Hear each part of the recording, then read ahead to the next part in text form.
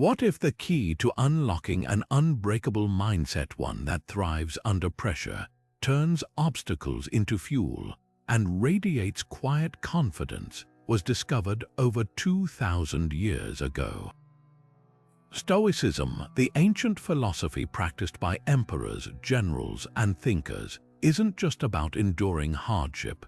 It's a blueprint for mastering your mind, and today, it's more relevant than ever. In a world drowning in distractions and self-doubt, the Stoics carved out a path to what we now call the alpha mindset, that rare combination of resilience, clarity, and unstoppable action. This isn't about dominance over others, it's about dominion over yourself. Picture this: Marcus Aurelius, ruling the Roman Empire at its peak, writing in his private journal not about conquests or glory, but about controlling his temper, staying humble, and focusing only on what he could control. Or Epictetus, born a slave, teaching that no external force, whether chains or criticism, could imprison a mind trained in Stoic principles. These weren't just philosophers. They were warriors of the mind, and their words cut through the noise of centuries to deliver truths we desperately need today. Because the alpha mindset isn't about brute force, it's about inner steel. It's the calm in chaos, the voice that says, "This won't break me," when everything else screams otherwise. In this video, we're diving deep into 25 Stoic quotes that act like mental armor. Each one is a key, a way to reframe setbacks, silence self-doubt, and reclaim agency over your life. You'll discover how Seneca transformed fear into fuel, how Zeno turned loss into a lesson, and why Cotto's unshakable integrity made him a legend. This isn't abstract theory, it's battle-tested wisdom for anyone tired of feeling reactive, scattered, or at the mercy of circumstance. By the end, you won't just hear these quotes, you'll feel them rewiring how you think. Ready to step into the Stoics' forge? Let's begin. Marcus Aurelius once wrote, "You have power over your mind, not outside events. Realize this and you will find strength." This wasn't just a passing thought scribbled in his journal. It was the bedrock of his philosophy, the rule by which he ruled an empire. Here was a man who commanded legions, faced political betrayal, and endured personal loss, yet his focus never wavered from the one thing he could truly control: his own discipline. The alpha mindset starts here, not with brute force over others, but with unshakable command over yourself. Consider how modern life bombards us with distractions, endless notifications, temptations, and excuses to procrastinate. The Stoics didn't have social media, but they understood the same human weaknesses. Marcus didn't just resist luxury, he actively trained himself to find comfort in hardship. He slept on the floor, ate simple meals, and embraced physical challenges not because he had to, but because he knew desire untamed becomes a tyrant. That's the heart of self-discipline. It's not deprivation, it's liberation. When you master your cravings, you're no longer a slave to them. You choose when to indulge and when to abstain, turning discipline into a superpower. History remembers Marcus not for wild conquests, but for his restraint. While other emperors gave in to corruption or paranoia, he remained steady, writing, "The soul becomes dyed with the color of its thoughts." Every small act of discipline, whether waking up early, refusing to lash out in anger, or sticking to a mission despite discomfort, reinforces that mental armor. Modern psychology confirms this. Willpower is like a muscle. The more you exercise it, the stronger it grows. But the Stoics went further. They saw discipline as a daily rebellion against chaos, a way to turn life's friction into fuel. So how do you apply this today? Start with the micro battles. The moment you crave junk food but choose nourishment instead. The urge to scroll mindlessly, replaced by 10 minutes of focused work. These aren't just choices, they're votes for the person you're becoming, because the alpha mindset isn't about never feeling temptation. It's about recognizing it, then acting with intention. As Marcus put it, waste no more time arguing what a good man should be one. No grand declarations, no waiting for motivation. just the quiet, relentless practice of showing up as your best self day after day. That's how empires, inner and outer, are built. The power of discipline doesn't come from grand gestures, it's forged in the quiet, daily choices most people overlook. Let's break down 3 practical exercises to build the unshakable focus Marcus Aurelius embodied. First, the morning contempt exercise. Before reaching for your phone or indulging in comfort, spend 5 minutes confronting discomfort intentionally. Stand in a cold shower, sit in silence without distraction. This isn't about punishment, it's a reminder that you can endure hardness without crumbling. The Stoics called this voluntary hardship, and it's like inoculating yourself against life's inevitable shocks. Next, adopt the pause and reclaim drill. Throughout your day, when frustration or craving strikes, insert a deliberate pause. Before reacting, ask, is this within my control? If not, release it. If it is, choose action over complaint. Epictetus trained his students to see obstacles as raw material for growth. A delayed train becomes extra reading time. A rude coworker is a test of patience. This mental pivot turns victims into architects of their own mindset. Finally, practice evening alignment. Forge a habit of reviewing your day with brutal honesty, not self-judgment. Write down moments you surrendered to impulse or distraction, then reframe them. Instead of, I wasted an hour scrolling, write, tomorrow, I'll place my phone in another room after 8 p.m. Marcus kept a journal for this very purpose, not to dwell on failures, but to refine his next move. The alpha mindset isn't built in a day. It's chiseled through these relentless micro-adjustments where discipline becomes second nature. Bonus technique, the pre-commitment strategy. Stoics' new temptation strikes when willpower is low. Outsmart it in advance. Leave unhealthy snacks out of your home. Schedule workouts with a friend so skipping carries social cost. Seneca wrote, fortune falls heavy on those unprepared. By designing your environment to support discipline, you stack the odds in your favor. These aren't just exercises, they're resistance training for the mind. The more you practice, the louder your inner voice grows, whispering, I do what I must regardless of how I feel. That's the alpha mindset in action, not flashy but undeniably potent. Epictetus cuts to the core of the alpha mindset with razor-sharp clarity. Some things are within our power while others are not. This slave-turned philosopher didn't just state the obvious, he revealed the hidden trap draining modern ambition. Most frustration, anxiety, and wasted effort stem from one critical error: fighting battles we can't win. The alpha mindset isn't about controlling every outcome. It's about laser-focusing your energy where it actually moves the needle.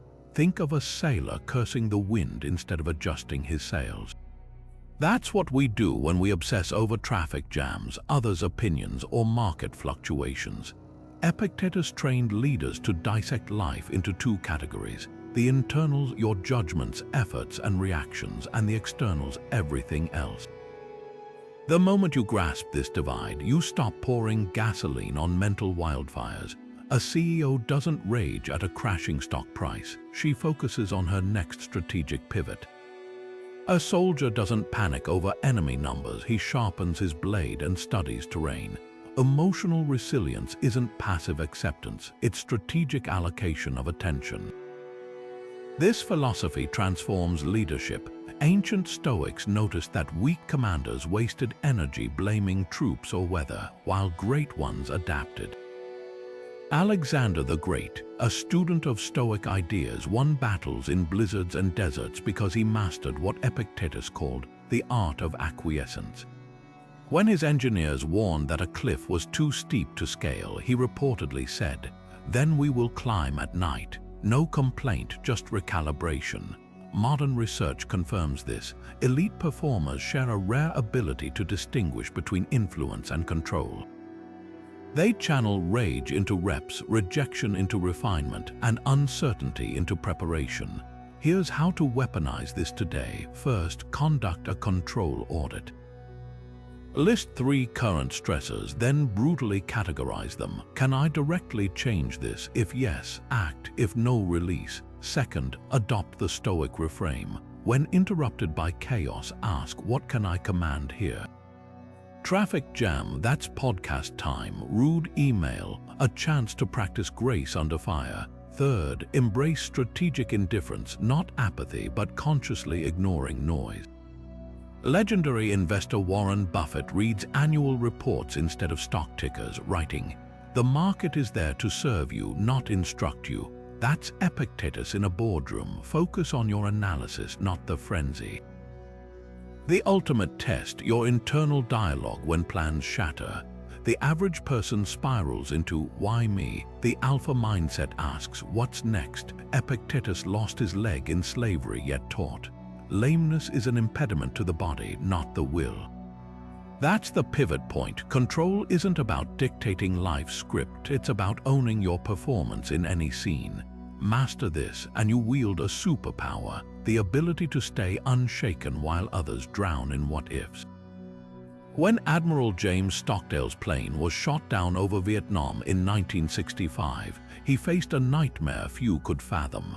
Captured and tortured relentlessly, he spent 7 years in the infamous Hanoi Hilton prison camp, yet emerged unbroken, crediting Epictetus for his survival.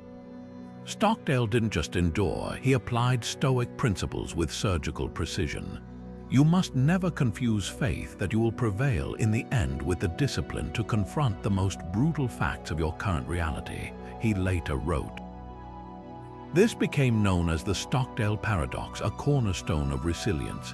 His captors isolated him, broke his bones, and starved him, but they couldn't break his mind. Stockdale divided his world into Epictetus' 2 categories. What he controlled, his attitude, his integrity, and what he didn't, his captors' actions, his release date. While others clung to false hope of imminent rescue, only to collapse emotionally when it didn't happen, Stockdale focused on tiny victories, memorizing fellow prisoners' names to boost morale, tapping coded messages through prison walls, even smiling during beatings to deny his enemies the satisfaction of seeing him break. The lesson: adversity doesn't reveal character, it forges it through deliberate practice. Stockdale later told Stanford researchers that the optimists who insisted, "We'll be home by Christmas," were the first to die of despair. The survivors were realists who married grim acceptance with relentless agency. Modern psychology echoes this. Studies on special forces operatives show the most resilient aren't those who ignore pain, but those who acknowledge it then act anyway. Stockdale's story isn't just history, it's a playbook. When your business fails or your health falters or life blindsides you, the question isn't, why is this happening? It's, what can I do right now? That shift from passive victim to active problem solver is the essence of the alpha mindset. Epictetus wrote, "Circumstances don't make the man, they reveal him." Stockdale proved that revelation is a choice. You don't wait for strength to emerge, you excavate it, one controlled thought at a time. Seneca once said, "Difficulties strengthen the mind as labor does the body." This wasn't just poetic consolation, it was a radical reframe of suffering itself. While most people see adversity as something to avoid or endure, Seneca saw it as the gymnasium of the soul. The alpha mindset doesn't run from struggle, it leans in, knowing that friction is what sharpens the blade. Picture a blacksmith's forge. Fire isn't the enemy of the metal, it's the catalyst that transforms raw ore into something unbreakable. History remembers Seneca not for an easy life, but for how he navigated its tempests. Exiled to Corsica under false charges, he didn't crumble. Instead, he wrote, "A ship in harbor is safe, but that's not what ships are built for." His exile became a laboratory for refining his philosophy. Later, as tutor to the volatile Emperor Nero, he walked a political tightrope daily, yet produced some of history's most enduring wisdom. Seneca understood something modern psychology now confirms. Post-traumatic growth isn't just possible, it's predictable when we engage challenges with the right framework. The Stoic approach to adversity hinges on three mental shifts. First, amplification, where others see setbacks, Stoics see multiplier effects, every rejection a chance to hone your craft, every betrayal a lesson in discernment. When the Roman general Cotto was ridiculed for his outdated clothing, he didn't bristle. He doubled down, wearing the same cloak in sun and rain to prove how little others' opinions mattered. Second, inversion. Seneca advised deliberately recalling worst-case scenarios, not to dwell in fear, but to drain them of their power. By mentally rehearsing loss, poverty, or criticism, we immunize ourselves against their shock. Modern Navy SEAL use this same technique in Hell Week training. Envisioning the pain beforehand makes it familiar, not frightening. Third, and most crucially, purposeful tension. Seneca wrote, "No tree becomes rooted and sturdy unless many winds blow against it." The alpha mindset seeks this tension actively. When tech titan Elon Musk faced near bankruptcy with Tesla and SpaceX in 2008, he channeled Seneca's logic. If something's important enough, you do it even if the odds aren't in your favor. He didn't just endure the crisis, he used it to strip away non-essentials, emerging leaner and more focused. Practical application: start with obstacle immersion. Once a week, intentionally tackle a task outside your comfort zone. Cold showers, public speaking, fasting. These controlled struggles build resilience like microdosing stress. Next, practice adversity mining. When hardship strikes, ask, what skill can this teach me? How does this reveal my blind spots? Journal your answers like Seneca did, turning pain into data. Finally, adopt the premeditation of evils. Spend 5 minutes each morning visualizing potential challenges, a missed deadline, a harsh critique. Then mentally rehearse your composed response. This isn't pessimism, it's emotional inoculation. Seneca's most subversive idea: luck is what happens when preparation meets opportunity. The alpha mindset knows adversity isn't luck's absence, it's preparation's raw material. While others pray for calm seas, you're learning to sail in storms. That's the difference between surviving and thriving, not avoiding the fire, but learning to work the flames. Modern psychology now confirms what Seneca grasped 2,000 years ago: adversity doesn't just test us, it can fundamentally rewire us for greatness. Researchers call it post-traumatic growth, a phenomenon where individuals emerge from crises not just intact but upgraded. Dr. Richard Tedeschi, a pioneer in this field, found that up to 70% of trauma survivors report positive psychological changes afterward: stronger relationships, deeper purpose, and heightened resilience. This isn't about bouncing back, it's about leaping forward. Take a groundbreaking study from the University of North Carolina. They tracked survivors of severe accidents and found a striking pattern: those who engaged in deliberate reflection about their ordeal, much like Seneca's journaling, developed greater emotional agility and problem-solving skills than before the trauma. Their brains literally reorganized, strengthening neural pathways for adaptability. Another study on elite athletes revealed that the ones who overcame major injuries often performed better post-recovery, crediting the setback for forcing technical refinements they'd previously ignored. The mechanism here mirrors Stoic training. When Navy SEAL candidates endure Hell Week, their bodies aren't the only things transforming. Brain scans show increased gray matter in the prefrontal cortex, the area governing decision-making under stress.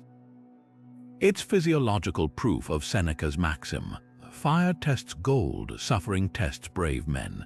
Modern therapists even use a technique called stress inoculation, where patients gradually expose themselves to controlled discomfort to build tolerance, an echo of Stoic premeditatio malorum.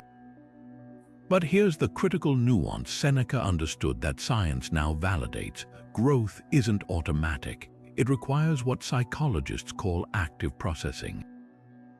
Like a blacksmith tempering steel, you must work with the heat. A longitudinal study at the University of Zurich followed entrepreneurs after business failures. Those who merely endured the collapse showed no growth, but those who analyzed their mistakes, extracted lessons, and adjusted strategies emerged with sharper business acumen, just as Seneca advised his students to turn all obstacles into fuel.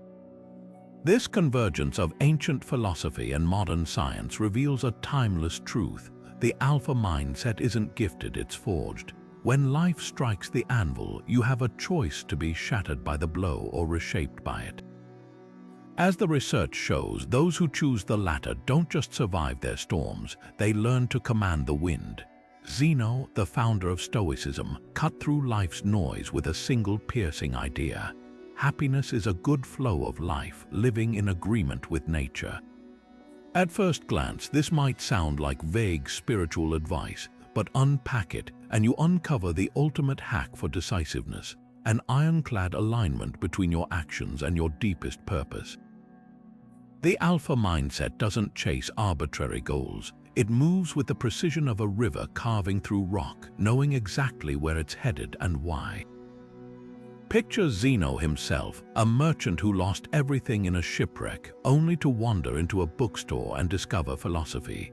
Instead of wallowing, he saw the disaster as a cosmic nudge toward his true path, teaching others how to navigate life's storms.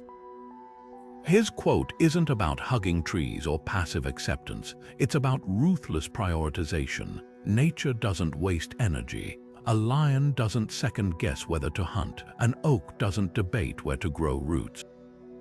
They simply act in harmony with their design.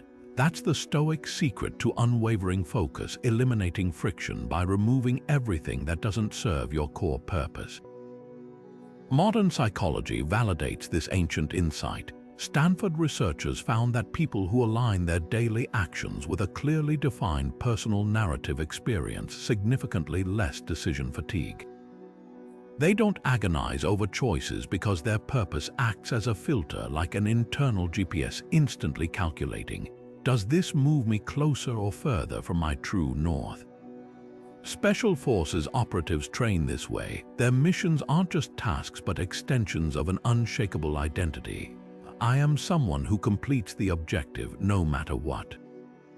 That's Zeno's harmony in action when your values and behaviors are so synchronized that hesitation evaporates. So how do you apply this? Start with the Stoic identity drill. Write down 3 non-negotiable traits of your ideal self, e.g., I am disciplined with my time, generous with my knowledge, unshakable under pressure. Then audit your week. How many activities reflect those traits? Zeno taught that conflict arises when we betray our nature. Every time you say yes to something that dilutes your purpose, you create mental static. The alpha mindset clears the interference by refusing anything that doesn't resonate at a primal level. Next, practice nature's ruthlessness. Observe how a storm doesn't apologize for uprooting trees or a vine doesn't hesitate to overtake a wall. Channel that same single-mindedness. When Warren Buffett credits his success to saying no to 99% of opportunities, he's embodying Zeno's principle. Prosperity flows from focus, not frenzy. Finally, adopt the cosmic perspective. The Stoics constantly reminded themselves of their tiny place in the universe's vast timeline. This wasn't meant to diminish them, but to clarify what truly mattered. Your legacy won't be measured in half-finished projects or lukewarm commitments. It'll be defined by the few things you pursued with full force. As Zeno put it, better to trip with the feet than with the tongue. In other words, mistakes of action sting less than regrets of inaction. The alpha mindset thrives on this alignment. When your daily habits mirror your deepest convictions, you stop debating and start doing. No more wavering, just motion. That's harmony, that's power. Marcus Aurelius jolted himself awake with a blunt reminder: you could leave life right now. Let that determine what you do and say and think. This wasn't morbid fixation, it was the ultimate productivity hack. The emperor who ruled the known world wrote those words not on his deathbed but in the chaos of daily governance. He understood what modern science now confirms. Nothing sharpens focus like the awareness that time is a currency you can't earn back. The alpha mindset doesn't just manage time, it wages war against waste, treating every moment as a non-renewable resource. Consider how differently high achievers operate. While others scroll aimlessly, they attack priorities with surgical precision. Elon Musk famously breaks his day into 5-minute blocks. Olympic athletes track training sessions to the second. This isn't obsessive, it's strategic. Marcus called it acting as if every action were your last, a practice that strips away trivial distractions. When Stanford researchers studied CEOs who doubled productivity, they found one common thread. Each had a visceral sense of life's brevity, which acted as a filter for decisions. One executive kept an hourglass on his desk, not as decor but as a physical prompt. Sand falls whether I act or not. But Marcus went deeper than mere efficiency. His journals reveal a 3-tiered approach to time mastery. First, memento mori, the deliberate contemplation of mortality, not to incite fear but to spark urgency. He'd visualize his own funeral, asking, "Will what I'm doing now deserve to be remembered?" Second, legacy triangulation. Before committing to any task, he'd ask, "Does this serve my role as emperor?" As a philosopher, as a man, if an activity didn't align with at least 2, he delegated or discarded it. Third, the sunset drill. Each evening, he'd review the day with brutal honesty. Did I invest time or just spend it? Modern psychology validates this approach. Studies on time perspective show that people who regularly reflect on life's finiteness make bolder decisions, nurture richer relationships, and procrastinate less. They're not haunted by death, they're energized by it. When the Mayo Clinic trained surgeons to pre-visualize their own mortality, error rates dropped by 19%. Why? The exercise heightened present-moment focus, cutting through autopilot mode. Here's how to weaponize Marcus' insight today. Start with the tombstone test. Draft your ideal epitaph in 6 words, e.g., "He built, taught, and never quit." Tape it where you'll see it daily. Next, implement death-ground deadlines. Give yourself half the usual time for a task. You'll discover most padding is habit, not necessity. Finally, conduct a time autopsy. For 1 week, log every activity in 15-minute blocks. Then highlight in red anything that wouldn't matter in 5 years. The shock of seeing wasted hours visualizes Marcus' warning. Your life is what your attention is. The Stoic twist: this urgency isn't about hustle culture, it's about reverence. When composer Johann Sebastian Bach lay dying, he dictated his final chorale, "Before your throne I now appear." Even in weakness, he honored the gift of time by creating. That's the alpha mindset's true edge, not merely racing the clock, but making each tick resonate with purpose. Marcus didn't fear death, he leveraged its inevitability to magnify life. Your move, the hourglass is already flipped. The Stoics didn't have smartphones or productivity apps, but their time management strategies were razor sharp. One of their most potent tools, premeditatio malorum, the premeditation of evils. Far from pessimistic, this exercise is like a mental fire drill. Imagine waking up and vividly visualizing everything that could go wrong: missed deadlines, rude encounters, traffic jams. By rehearsing these scenarios before they happen, you strip them of their power to derail your focus. Seneca practiced this daily, writing, "What progress have I made? I am beginning to be my own master." That's the genius of this technique. It transforms anxiety into preparedness, leaving no room for surprise or paralysis when chaos strikes. Modern psychology backs this up. Studies at the University of California found that people who spent 5 minutes each morning visualizing potential obstacles, and their solutions made 17% fewer errors under pressure. Why? The brain doesn't distinguish between imagined and real practice. When you mentally rehearse staying calm during a presentation mishap or navigating a conflict, you're building neural pathways for composure. Navy SEAL use a similar method called stress inoculation, where they visualize mission failures until their fear response dulls. The result: crisper decision-making when bullets fly. Here's how to adapt this ancient hack today. Start with a Stoic sunrise session. Before checking emails or social media, spend 3 minutes writing down 3 potential challenges for the day, then script your ideal response to each. Meeting running late, I'll use the wait to review my notes, critical feedback. I'll extract one actionable improvement. This isn't about predicting the future, it's about preempting reactive panic. Next, try the obstacle Rolodex. Keep a running list of past disruptions, flight delays, tech failures, and how you overcame them.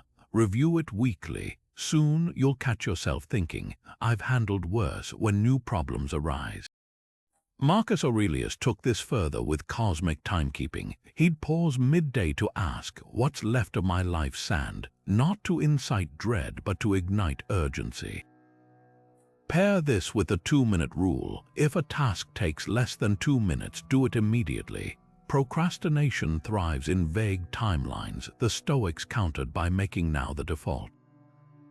The ultimate hack: schedule strategic idleness. Seneca insisted on leisure with purpose, blocks of unstructured time to reflect or wander. Modern research on diffuse thinking shows these pauses boost creativity. Elon Musk famously splits his day into 5-minute chunks except for 90-minute thinking blocks.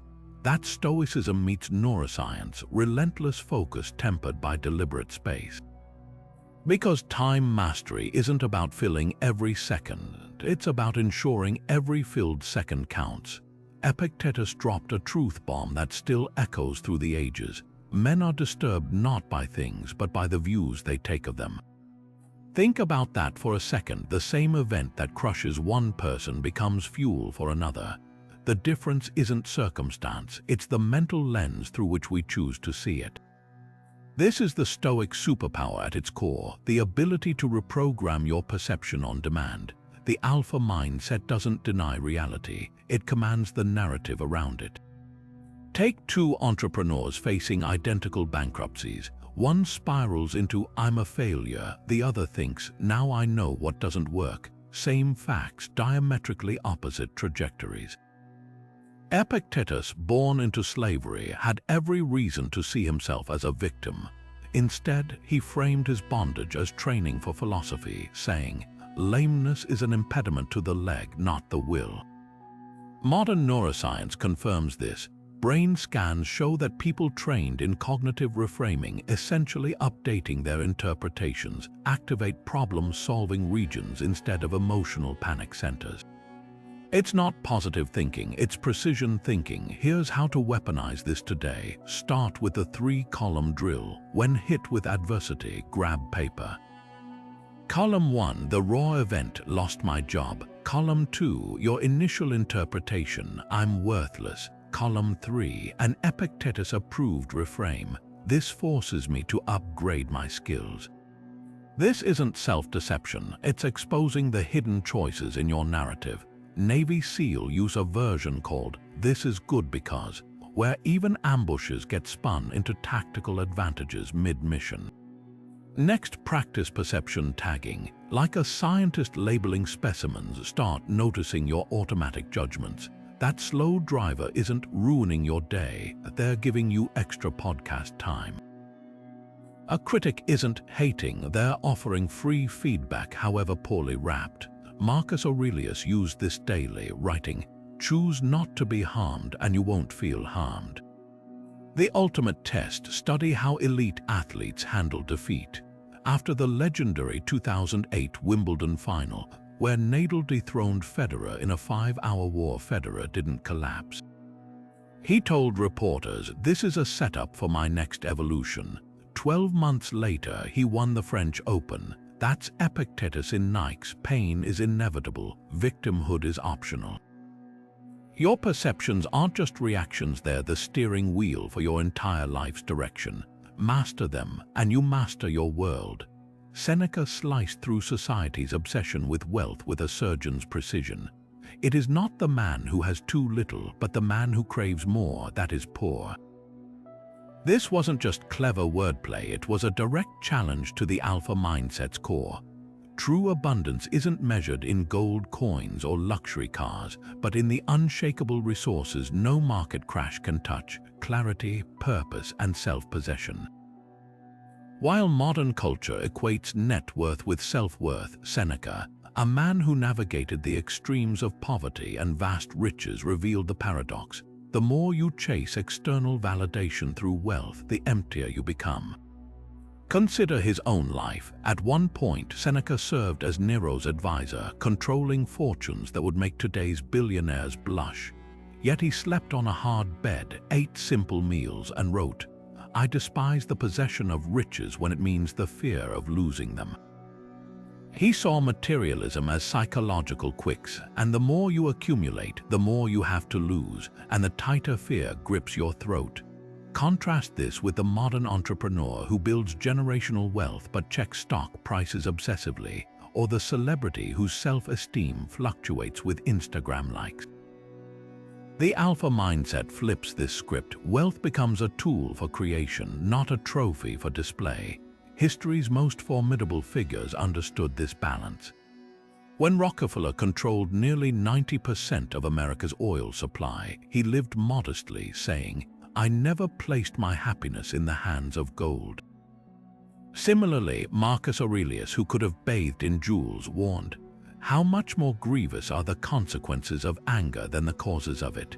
He wasn't just talking about rage, he was exposing how the hunger for more corrupts judgment. Modern neuroscience confirms this. Brain scans show that materialism triggers the same anxiety circuits as physical threat.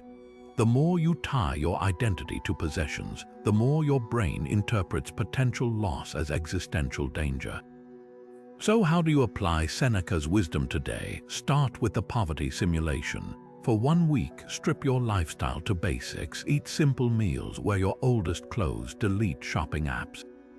Not as punishment, but as liberation. You'll discover, as Seneca did, that comfort is often just habit disguised as necessity. Next, conduct a legacy audit.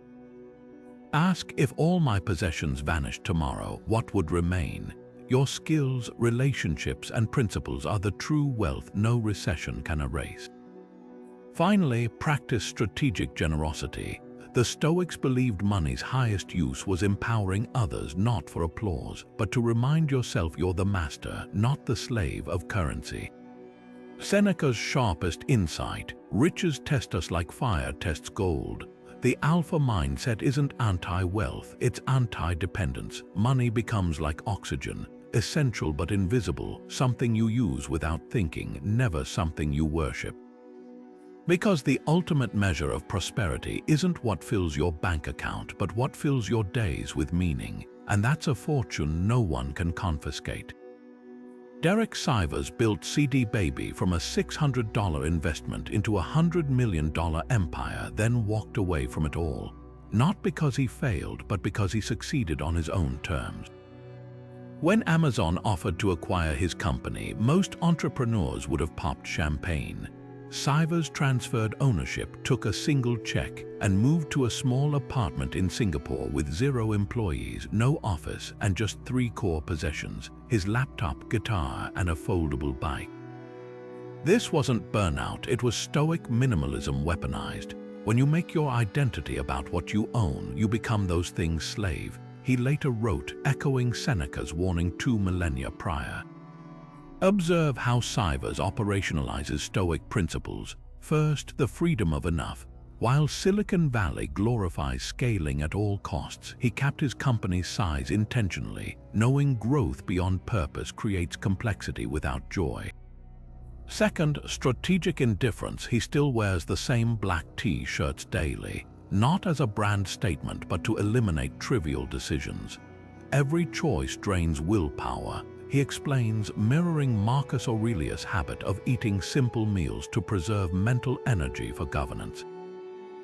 Third, legacy through subtraction. After selling CD Baby, Sivers donated most profits to charity, keeping just enough to live comfortably.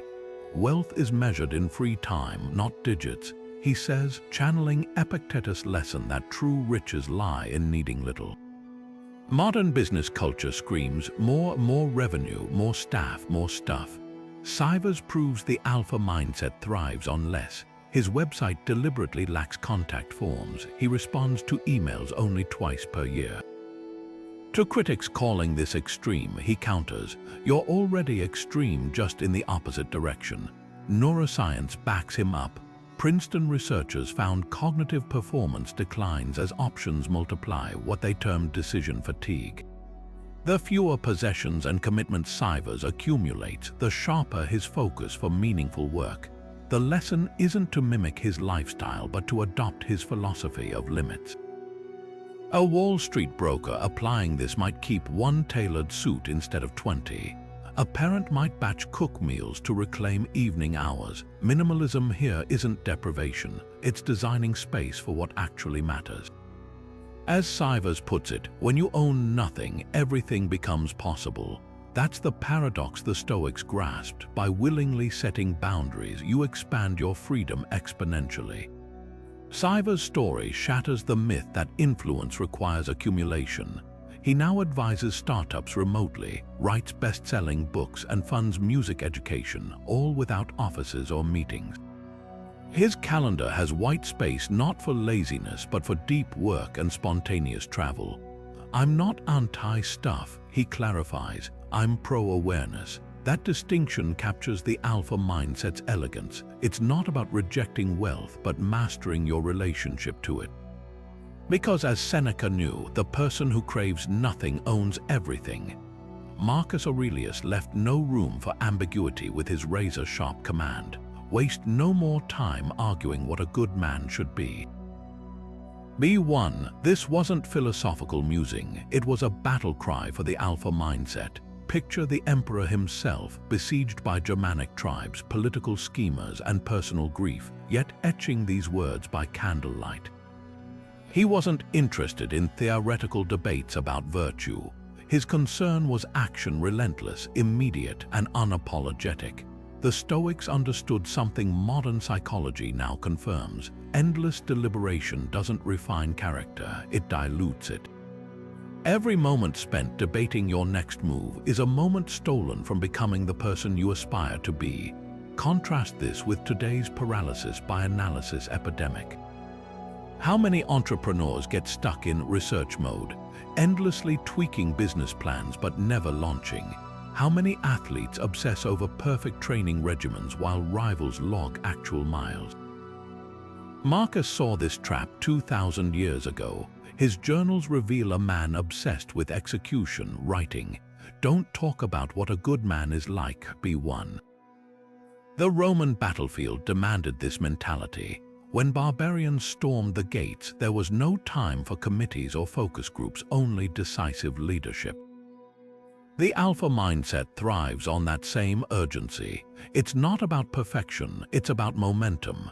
History's greatest operators embody this principle. When Julius Caesar crossed the Rubicon, he didn't convene a Senate vote. He acted knowing hesitation meant death. Elon Musk's SpaceX faced near collapse in 2008, but instead of endless feasibility studies, he personally took over rocket assembly, working alongside engineers on the factory floor. As Musk later said, "If something's important enough, you do it even if the odds aren't in your favor." That's the Stoic edge, transforming deliberation into doing.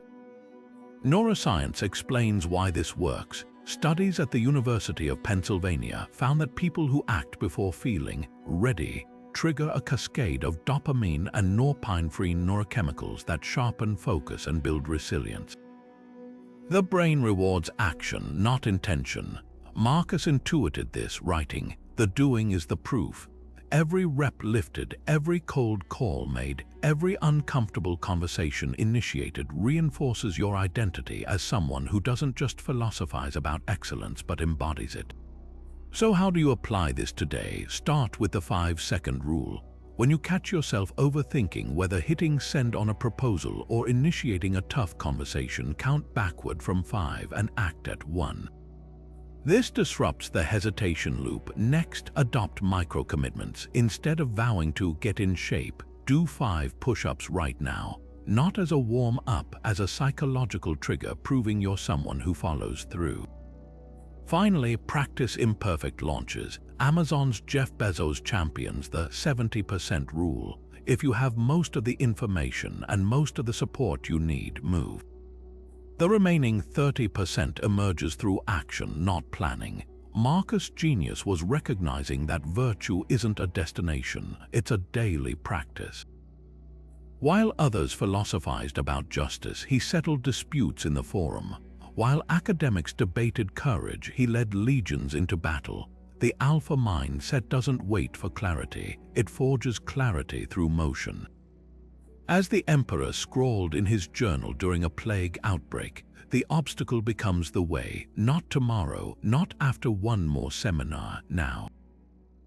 Epictetus threw down a challenge that still echoes through the ages. If someone told you that certain people were speaking ill of you behind your back, don't bother denying or defending.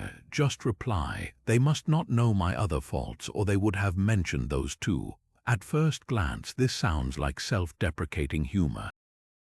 But peel back the layers and you uncover one of the most ruthless confidence-building tools ever devised.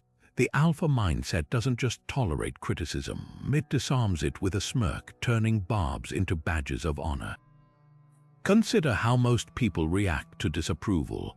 The modern brain is wired to treat social rejection like physical pain. MRI scans show identical neural pathways firing. That's why a single disparaging comment can ruin your week, while 20 compliments evaporate by lunch. Epictetus, the crippled former slave, hacked this biological trap with mental jiu-jitsu. When students complained about mockery, he didn't offer sympathy. He assigned them to walk through Athens wearing ridiculous clothing, then report back on how few people actually noticed or cared. The lesson: what stings isn't the criticism itself, it's the weight you choose to give it. History's most formidable operators weaponized this insight. When Teddy Roosevelt faced relentless attacks during his presidency, he kept a framed quote on his desk: "It's not the critic who counts, the credit belongs to the man in the arena." Steve Jobs, returning to Apple after being ousted, shrugged off naysayers by declaring, "I don't care about being right, I care about success." These weren't just clever comebacks, they were psychological armor forged in Stoic fire. The alpha mindset thrives not by avoiding arrows, but by rendering them harmless through perspective shifts. Neuroscience now validates this ancient hack. Studies at Carnegie Mellon found that people trained to reframe criticism as data, not judgment, showed 40% less stress hormone activation when receiving negative feedback. Their brains literally stopped registering insults as threats. Epictetus anticipated this by 2 millennia, teaching, "You are not hurt by the thing itself, but by your opinion of it." Here's how to operationalize this today. Start with the 3-second rule. When criticism lands, pause and ask, does this person's opinion affect my survival or mission? If not, and it rarely does, their words hold no more weight than a toddler's tantrum. Next, practice strategic exaggeration. Amp up the critique in your mind until it becomes absurd. "Oh no, someone on Reddit thinks I'm mediocre. Surely civilization will collapse." This exposes the fear behind the sting. Finally, conduct feedback autopsies. Extract actionable nuggets if they exist. Maybe my presentation was too long. Then burn the emotional baggage. The ultimate test: study how legends handle slander. When Muhammad Ali was stripped of his boxing title for refusing Vietnam, reporters screamed, "Coward." His reply, "I ain't got no quarrel with them Viet Cong." Years later, the world recognized his stance as courage. Epictetus would have nodded. The alpha mindset knows truth isn't determined by applause. Confidence isn't the absence of doubters, it's the quiet certainty that their voices don't get a vote in your destiny. Cato the Younger stood before the Roman Senate, outnumbered and outmaneuvered, yet utterly unshakable. His political enemies had spent months scheming to pass a law that would enrich corrupt officials under the guise of public welfare. When the final vote arrived, Cato didn't just oppose it. He filibustered the entire proceeding, speaking without pause from midday until nightfall, forcing the session to adjourn without a decision. As torches flickered in the chamber, his opponents seethed, but Cato simply gathered his robes and walked home, indifferent to their rage. This wasn't mere stubbornness, it was Stoic defiance weaponized. While others played political games, Cato operated by an ironclad code. What is not right, do not do. What is not true, do not say. His power came not from winning every battle, but from making corruption exhausting to pursue. Julius Caesar, Cato's fiercest rival, once confessed in his writings that Cato was the only man who terrified him not because of armies or wealth, but because he couldn't be corrupted or intimidated. While other senators switched allegiances for power, Cato wore the same threadbare tunic in winter and summer, ate the same simple meals as common soldiers, and slept on the ground during military campaigns. His adversaries mocked these choices as performance art, but they missed the strategy. By eliminating every vulnerability, luxuries, vanity, even the desire for survival, Cato became a political immovable object. When Caesar bribed his way through the Senate, Cato's response was to audit the treasury publicly, exposing each stolen coin. When threats were made against his life, he doubled his speeches. The Stoic knew that true leverage lies not in forcing others to obey, but in making disobedience irrelevant. Modern leaders could learn from Cato's playbook. Consider how Ukrainian President Volodymyr Zelensky refused evacuation offers during Russia's invasion, declaring, "I need ammunition, not a ride." Like Cato, he understood that moral authority outweighs tactical advantage.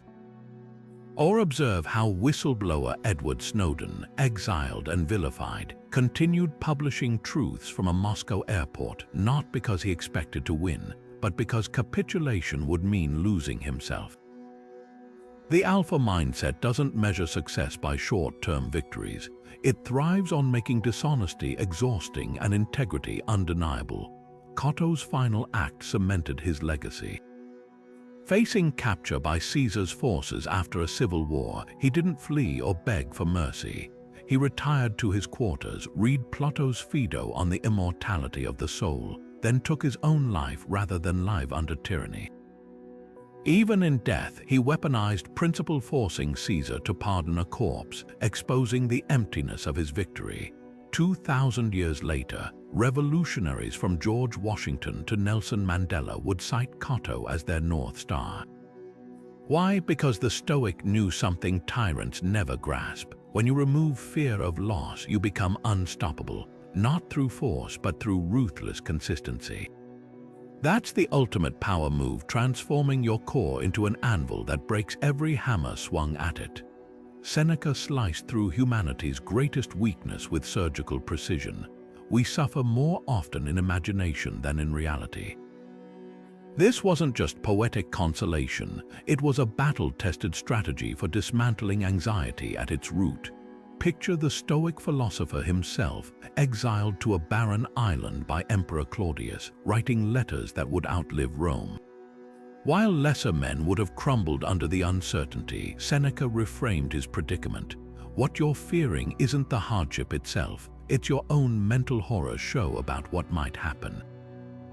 The alpha mindset doesn't avoid fear, it dissects it, exposing the gap between projected nightmares and actual events. Modern psychology confirms this ancient insight. Harvard researchers found that 85% of what people agonize over never materializes, and the remaining 15% is handled far better than anticipated when it arrives. Our brains evolved to overpredict danger as a survival mechanism, but in today's world, that same wiring sabotages potential. Navy SEAL train for this mental trap using the 10-80-10 rule. 10% of a mission unfolds as planned, 80% deviates slightly, and 10% goes completely sideways. The difference between freezing and adapting lies not in avoiding the unknown, but in rehearsing flexibility. Seneca called this premeditatio malorum, the deliberate visualization of worst-case scenarios to drain them of their emotional charge. Consider how world-class performers apply this. Before his legendary Rumble in the Jungle fight, Muhammad Ali knew George Foreman's punches could hospitalize him. Instead of avoiding the thought, he leaned into it, telling reporters, "I've imagined every possible way this could go wrong, and I've already beaten him in my mind 1,000 times." When Foreman's fists actually flew, Ollie wasn't confronting the unknown. He was executing predetermined countermoves. That's Seneca's principle weaponized. Fear loses its fangs when you've already faced it in the theater of your mind. Here's how to hack this today. Start with fear mapping. Write down your top 3 anxieties, then track how often they manifest over 60 days. You'll likely find most are phantom threats. Next, practice controlled exposure. If public speaking terrifies you, join a Toastmasters group, not to excel immediately, but to prove your panic peaks before stepping on stage, not during. Finally, adopt the postmortem drill. After any stressful event, analyze how much of my suffering came from the actual event versus my anticipation of it. Over time, you'll catch your mind fabricating disasters before they claim real estate in your nervous system. Seneca's sharpest twist: the man who has anticipated the coming of troubles takes away their power when they arrive. The alpha mindset doesn't naively hope for smooth sailing. It prepares for storms so thoroughly that when clouds gather, you're already reaching for the sails. Because real courage isn't the absence of fear, it's the quiet recognition that most monsters are shadows, and shadows dissolve under scrutiny. Musonius Rufus, the Stoic teacher who trained Epictetus, delivered a truth bomb that shatters today's obsession with shortcuts. To accept hardship for the sake of training is the path of true excellence. While modern influencers peddle fantasies of overnight success, this first-century philosopher, exiled to a barren island twice for defying emperors, knew real growth only comes through sweat and strain. His life was his lesson. When Nero banished him to the sulfur mines of Jara, Musonius didn't just endure the back-breaking labor. He turned the infernal pits into his classroom, teaching Stoicism to fellow prisoners by firelight. That's the alpha mindset in its rawest form, not avoiding adversity but weaponizing it. Consider how Musonius reframed hard work itself as a privilege. While most people chase comfort, he declared physical labor superior to intellectual pursuits because it forges resilience in the body and mind simultaneously. Picture him on his exile island, not just lecturing about virtue but demonstrating it. Digging gardens, building shelters, and hauling water with his own hands. His students expected abstract philosophy. He gave them calluses and dirt under their nails. This wasn't masochism, it was strategic self-mastery. Modern science now confirms his insight. Studies on embodied cognition reveal that physical exertion boosts mental toughness far more than passive study.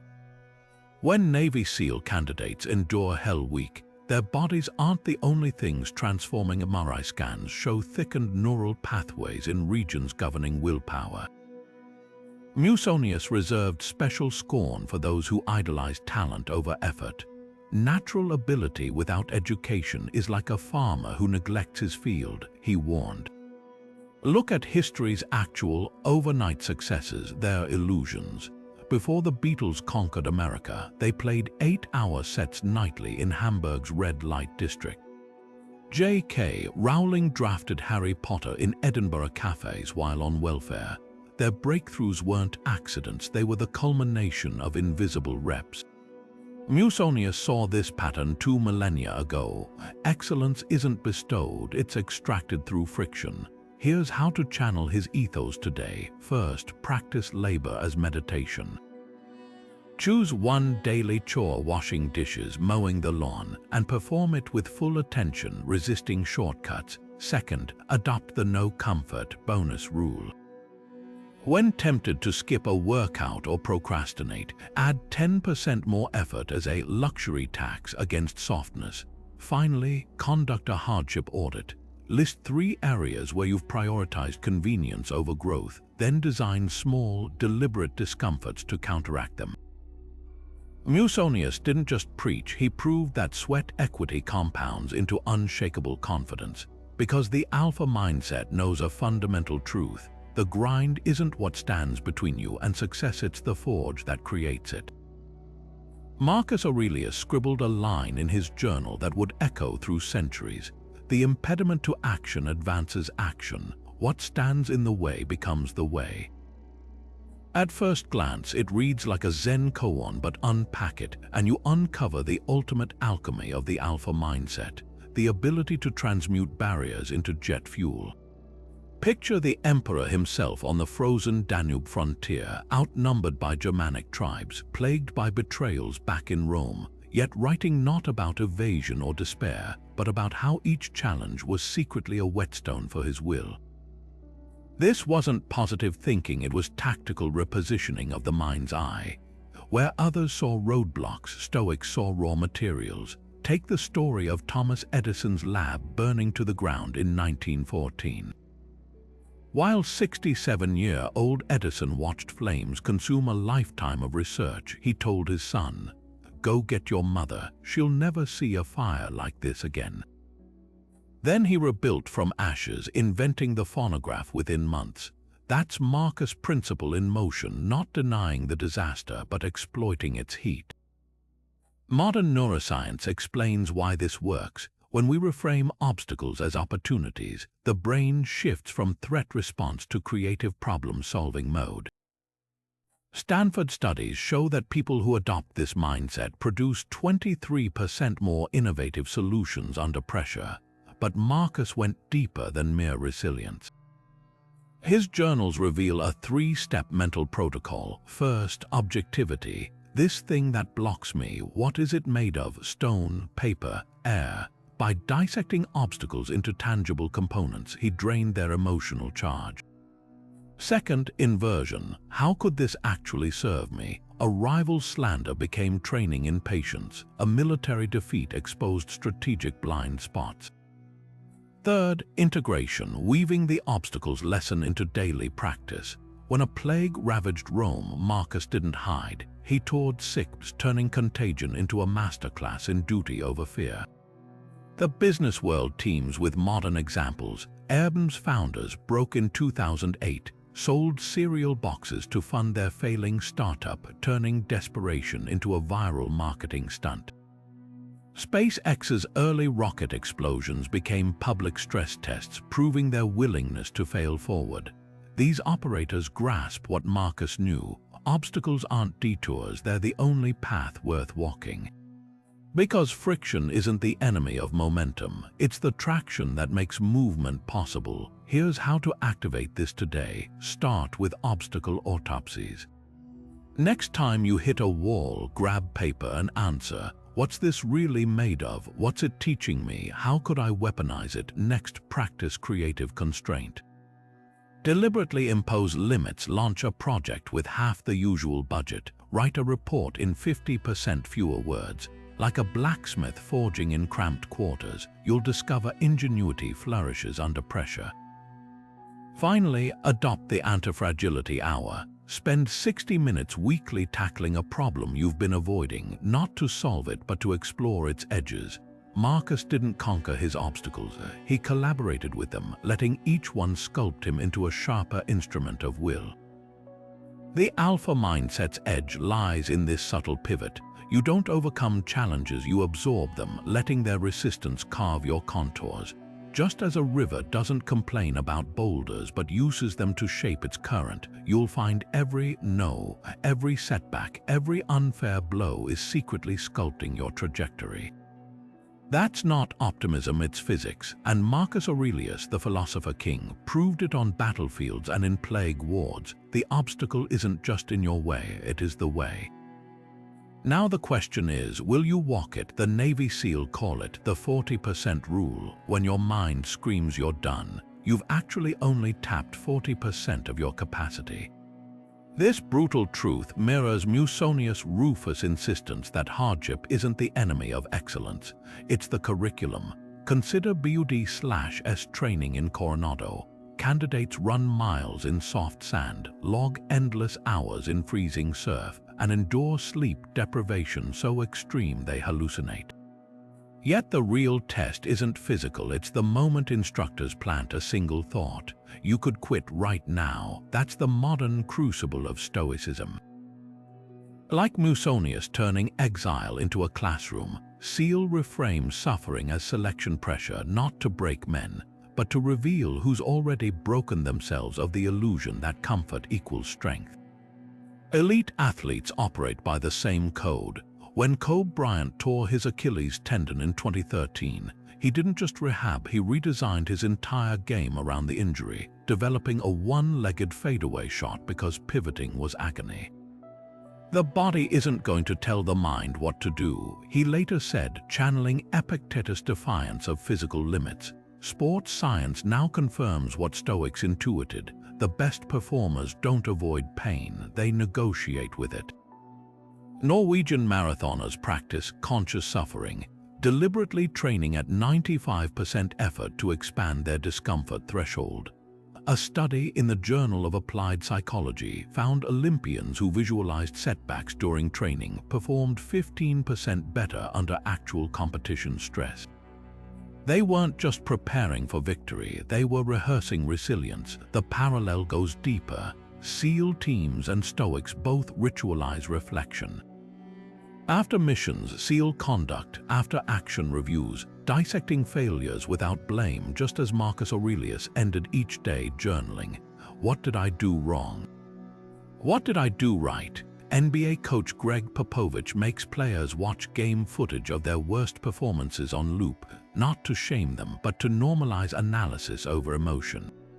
This is Musonius, labor as meditation, in Nikes and combat boots, treating struggle as data, not drama. But here's the twist: these modern warriors add a layer the ancients missed. Navy SEAL don't just endure, they gamify suffering. During Hell Week, instructors award sugar cookies, rolling in wet sand until every inch of skin is chafed, as prizes for minor infractions. Candidates learn to laugh while bleeding, turning absurdity into armor. Similarly, ultra-runner David Goggins reframed his 100-mile races as soul collection days, where each mile stolen from pain became currency for self-mastery. The alpha mindset doesn't transcend agony, it commoditizes it. Practical takeaway: adopt the stress as currency drill. Next time you hit a wall, whether during a workout, work crisis, or personal conflict, audit. What's this purchasing me? Stamina, creativity, emotional calluses. Like a SEAL viewing ice baths as mental dividends, or Kobe treating injury as a forcing function for innovation, you'll start seeing friction as the only true investment that compounds. Because the warrior's edge, whether in Rome's forums or Navy SEAL barracks, isn't indifference to hardship, but the alchemy to mint it into fuel, the ultimate proof. Neuroscientists at Yale found that when subjects viewed pain as enhancing rather than damaging, their brains released natural opioids and endorphins, literally transforming agony into euphoria. That's not metaphor, it's biology. The Stoics didn't just preach this principle, they embedded it in their nervous systems through daily practice. So the next time your legs burn during a sprint or your hands shake before a speech, remember, you're not breaking down. You're accessing the same forge that shaped emperors, SEAL, and champions. The question is, will you let it temper you? Epictetus sliced through the illusion of desire with a blade so sharp it still draws blood today. Freedom isn't secured by filling up on what you crave, but by starving the cravings themselves. Imagine this former slave, his leg permanently mangled by a cruel master, teaching wealthy Roman aristocrats that their insatiable hunger for more land, more gold, more status wasn't a path to power but a gilded cage. The alpha mindset doesn't eliminate desire, it domesticates it, turning restless wanting into focused intention. Where others see endless appetite as ambition, the Stoic sees slavery in disguise. History's most formidable operators grasped this distinction. Take Alexander the Great, who wept when he ran out of lands to conquer, not realizing his true enemy wasn't geographical limits but his own unchecked hunger. Contrast that with George Washington voluntarily surrendering absolute power twice after the Revolutionary War, and again after his presidency, proving true command lies in restraint. Modern neuroscience validates Epictetus' ancient warning. Brain scans show that uncontrolled desire triggers the same neural pathways as addiction. Every time you mindlessly refresh social media for likes or chase another purchase for fleeting dopamine, you're not exercising freedom. You're obeying conditioned impulses like a lab rat pressing a lever. Epictetus' remedy was radical simplification. He trained students to distinguish between natural desires, food when hungry, rest when exhausted, and artificial ones, luxury, fame, excessive wealth. The former sustain life, the latter imprison it. When Microsoft founder Bill Gates adopted a wardrobe of identical sweaters and jeans, he wasn't being quirky. He was eliminating trivial decisions to conserve mental bandwidth for what actually mattered. That's the Stoic edge. Desire untamed becomes a tyrant, but desire mastered becomes a precision tool. Practical application. Start with the starvation test. For 1 week, deny yourself one habitual craving, whether it's junk food, gossip, or compulsive phone checking. Observe how the initial discomfort gives way to heightened clarity. Next, practice delayed gratification arbitrage. When temptation strikes, impose a 24-hour cooling-off period. Often, you'll find the desire evaporates, proving it was never truly needed in the first place. Finally, conduct a cost of craving audit. Calculate how much money, time, and energy you've spent chasing fleeting wants over the past year. The sum will shock you and reveal the hidden tax uncontrolled desire levies on your potential. Epictetus' most brutal truth: no man is free who is not master of himself. The alpha mindset doesn't fear missing out, it fears being owned by its own appetites. While others exhaust themselves chasing the next hit, you're conserving that energy for pursuits that actually expand your sovereignty. Because real power isn't about having everything, it's about needing almost nothing. Seneca's words on anger cut deeper than most realize. No plague has cost the human race more. Consider the weight of that statement from a man who served as advisor to Nero, one of history's most volatile rulers. His treatise on anger isn't just philosophical musing.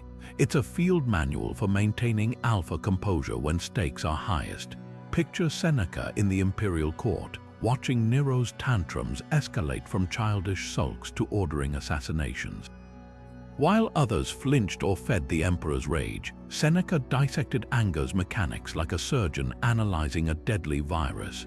What he uncovered was revolutionary. Anger isn't an uncontrollable force, it's a series of conscious choices masquerading as reflexes. Modern neuroscience confirms Seneca's insight. Brain scans show that the anger cascade takes a full 90 seconds to peak and dissipate chemically. The flash of heat you feel isn't an unstoppable tsunami, it's a wave you can learn to surf. Seneca identified anger's 3-stage progression. First, the involuntary spark, a raised voice, a perceived slight. Then the voluntary fanning of flames, how dare they?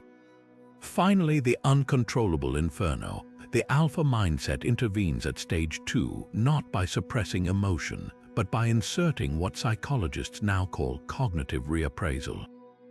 When a business partner betrays you or traffic grinds your plans to dust, you don't deny frustration. You interrogate it. Is this reaction serving or sabotaging my mission? History's most composed operators wield this skill. When Ulysses S. Grant received reports of Confederate troops massing at Shiloh, his officers panicked. Grant simply chewed his cigar and said, "They couldn't scare us if they tried all week." His calm wasn't genetic, it was trained. Like Seneca, Grant understood that anger clouds the exact clarity needed to dominate chaotic situations. Contrast this with Napoleon's infamous meltdowns, where battlefield genius collapsed into screaming fits over minor delays. The difference: one man saw emotions as tools, the other as tyrants. Seneca's antidote involves 4 brutal steps. First, the delay rule. Institute a mandatory pause before reacting. Roman senators wore rings engraved with grotesque faces, not for fashion, but to stare at when anger flared, creating a physical circuit breaker. Second, perspective taking. Visualize how trivial the offense will seem in a month or a decade. Third, opposite action. When rage demands shouting, deliberately lower your voice. Fourth, and most potent, cost accounting. Tally what anger has already stolen from you: relationships, opportunities, dignity. Apply this today with the anger autopsy. Next time you snap, document, trigger, physical sensations, long-term consequences. You'll discover most explosions stem from wounded pride, not genuine threats. Or adopt the Spartan response drill. For 1 week, answer every provocation with silence until your pulse drops below 100. Like a Stoic version of Navy SEAL breath control, this rewires your default settings. Seneca's sharpest revelation: anger is temporary madness. The alpha mindset doesn't eliminate fire, it harnesses heat to forge resolve rather than burn bridges. Because true power isn't displayed in outbursts, but in the quiet certainty that nothing and no one can make you lose your grip. Marcus Aurelius stared unflinchingly at life's greatest taboo, writing in his private journal, "You could leave life right now." Let that determine what you do and say and think. This wasn't morbid fixation, it was the ultimate performance hack for those who operate at the alpha level. Imagine the Roman emperor draped in purple robes and absolute power, reminding himself daily that his breath was borrowed. While others chased immortality through monuments or conquests, Marcus weaponized mortality as a focusing agent, cutting through procrastination and triviality with surgical precision. The alpha mindset doesn't fear death, it leverages its inevitability to magnify every decision's weight. Modern psychology confirms this ancient wisdom. Researchers at the University of Kentucky found that people who regularly contemplate their mortality, a practice called memento mori, show 40% greater goal commitment and make bolder career moves than those who avoid the subject. Why? Awareness of life's finiteness triggers what psychologists term psychological urgency, a state where the brain prioritizes meaningful action over distraction. Like a chess player who knows the clock is ticking, you stop wasting moves. Marcus didn't just acknowledge death, he invited it to the negotiation table, asking, "If this were my final act, would it be worthy?" History's highest achievers share this reflex. Steve Jobs famously told Stanford graduates, "Remembering that I'll be dead soon is the most important tool I've ever encountered to make the big choices in life." When Jobs returned to Apple in 1997, he slashed 70% of products within weeks, focusing only on innovations that mattered. That's Marcus' meditation in a black turtleneck, death as the ultimate editor, stripping away everything non-essential. Even nature operates this way. Forest fires that seem destructive actually clear undergrowth, allowing sequoias to thrive. The alpha mindset embraces this natural law. Periodic confrontation with mortality burns away life's clutter. But Marcus took it further with 3 tactical exercises. First, the funeral drill, visualizing your own burial to assess if current actions warrant remembrance. Second, legacy triangulation, before committing to any task, asking whether it serves your roles as a professional, a family member, and a human being. Third, the sunset review, ending each day with ruthless honesty. Did I invest time or merely spend it? These aren't abstract musings, they're cognitive tools forged in the fires of Stoic practice. Consider how Navy SEAL apply this during Hell Week. When trainees hit their physical limit, instructors don't offer pep talks. They shout, "You're already dead." The rest is a gift. This jarring reframe shocks candidates into operating beyond perceived limits. Marcus would have nodded. The awareness of life's fragility doesn't paralyze, it liberates. Because when you stop pretending you have forever, you start acting like today's the only day that exists. Here's how to integrate this today. Start with the tombstone test. Draft your 6-word epitaph, "He built." He loved, he mattered. Then align daily choices with it. Next, implement death-ground deadlines. Give yourself half the usual time for tasks. You'll discover most delays are habit, not necessity. Finally, conduct a time autopsy. Track a week's activities in 15-minute blocks, then highlight in red anything that wouldn't matter in 5 years. The visual shock mirrors Marcus' warning. Your life is the sum of what you pay attention to. The Stoic twist: this isn't about morbid obsession, it's about reverence. When composer Johann Sebastian Bach lay dying, he dictated his final chorale, "Before your throne I now appear," even as his body failed. That's the alpha mindset's edge, not fearing the stopwatch, but making each tick resonate with intention. Marcus didn't just accept mortality, he let it sharpen him like a blade against stone. The question isn't whether death comes, it's whether you'll use its shadow to cast your life into relief before it does. Close your eyes and picture this: you're holding a single, fragile hourglass. The sand slips relentlessly, grain by grain. Now imagine that glass is your life. This isn't macabre, it's the Stoic memento mori practice in its rawest form. A meditation not on death, but on the electric urgency it injects into living. Marcus Aurelius didn't just ponder mortality, he let it sculpt his days, writing, "You could leave life right now. Let that determine what you do." Here's how to transform that insight from philosophy into lived experience. Begin with the tombstone visualization. Picture yourself standing before your own grave, not in fear, in clarity. What epitaph would you want carved there? Not the platitudes others might offer, but the raw, unfiltered truth of how you spent your time. Here lies someone who postponed their dreams, or who left no potential unexplored. This exercise isn't about morbidity, it's a mirror held up to your current choices. Naval Ravikant, the billionaire philosopher, does a version of this daily, asking, "If this were my last year, what would I stop doing immediately?" The answers shock him into ruthless prioritization. Next, practice the sunset review. As daylight fades, ask 3 questions. What did I do today that truly mattered?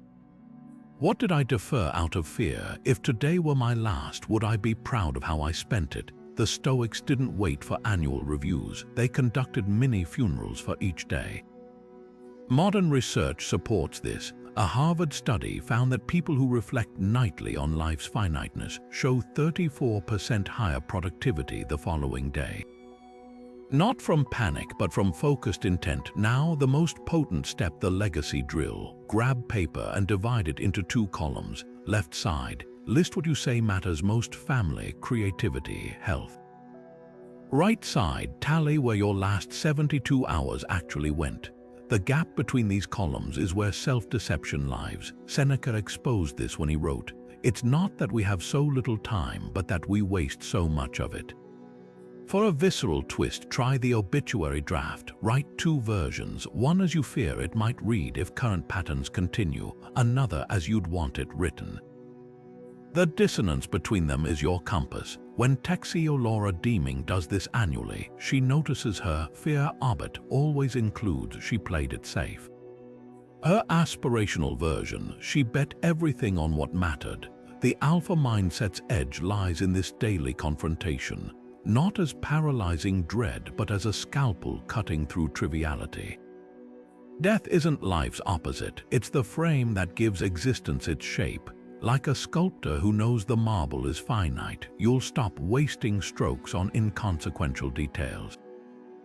Marcus was right, mortality isn't a threat. It's the whetstone that sharpens every decision to a razor's edge. So tonight, as you turn off the lights, ask the question that forged emperors and innovators alike. If this were my final act, would it be worthy? The answer will either terrify you or ignite you. Both are progress. Epictetus threw open the doors to the alpha mindset with a revolutionary idea. First say to yourself what you would be, then do what you have to do. At its core, this isn't just motivational fluff. It's a battle-tested mental rehearsal technique that elite performers from Olympic athletes to Fortune 500 CEOs have weaponized for centuries. The former slave-turned-philosopher didn't just suggest positive thinking. He laid out a surgical protocol for preemptive victory, training his students to confront life's hardest moments in the theater of the mind before they unfolded in reality. Take the ritual of Muhammad Ali before his legendary fights. Hours before stepping into the ring, he'd sit alone in his dressing room, eyes closed, visualizing every possible scenario, not just winning, but absorbing phantom punches, recovering from imaginary knockdowns, and adapting to unforeseen tactics. "I've already beaten Sonny Liston 1,000 times in my mind," he'd whisper. This wasn't superstition, it was Epictetus' principle in motion. Modern neuroscience reveals why this works so powerfully. When you vividly imagine an action, your brain fires the same neural pathways as during actual performance. A Harvard study found that basketball players who mentally rehearsed free throws showed nearly identical improvement to those physically practicing, but Epictetus took it further than mere visualization. His premeditatio malorum, the premeditation of evils, was stress inoculation at its finest. He forced students to walk through the worst-case scenarios. What if the crowd boos? What if your equipment fails? What if your opponent cheats? By rehearsing these disasters mentally, they became psychological non-events when encountered in reality. Navy SEAL train identically today. Before high-stakes missions, they conduct murder boards, grueling sessions where instructors barrage them with every conceivable thing that could go wrong, from equipment malfunctions to ambushes. The result, when chaos erupts in the field, their neural panic circuits stay dark, allowing deliberate action. Consider how Silicon Valley titans apply this. Elon Musk runs pre-mortems on SpaceX launches, demanding engineers detail exactly how each rocket could explode, not to dwell on failure, but to embed contingency plans at a cellular level. This mirrors Epictetus' teaching that tough situations reveal toughness. The alpha mindset doesn't avoid discomfort, it courts it in controlled doses to build immunity. Here's how to activate this today. Start with scenario mapping before any high-stakes event, a pitch, a difficult conversation, a competition. Write down 3 potential disasters and your exact response to each. Next, practice tactical daydreaming. Spend 5 minutes daily visualizing not just success, but navigating obstacles with poise. Finally, conduct stress rehearsals. Intentionally create minor stresses, cold showers, tight deadlines to train your mind to stay cool under fire. The ultimate proof lies in brain chemistry.